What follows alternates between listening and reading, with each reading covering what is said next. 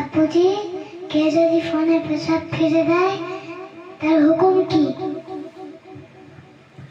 বিসমিল্লাহির রহমানির রহিম। একটা প্রশ্ন, কি কোনো বাচ্চা ফোনেতে পেশাব করে দিয়েছে, তো যদি পেশাব শুকনো হয়ে যায় তো ওর হুকুম কি? তো এর জন্যে হুকুম হচ্ছে, ওই ফোন যদি পকেটে রেখে নামাজ পড়ে তাহলে তার নামাজ হবে না, কেননা ফোন নাপাক হয়ে আছে। আর ভিজে হাত দিয়ে যদি ফোনটা ধরে তখন তার হাতও নাপাক হয়ে যাবে। ওর জন্যে হচ্ছে ফোনটা ধুয়ে দিতে হবে, ধুয়ে দিলে তবে পাক হবে।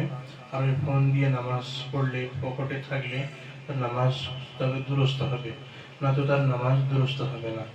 অনেক মেয়েরা বা ছেলেরা যাদের বাড়িতে বাচ্চা কাচ্চা আছে, ওরা বলে বাচ্চা পেশাব করে দিয়েছে এই জন্যে নামাজ পড়িনি, নামাজ ছেড়ে দিয়েছি।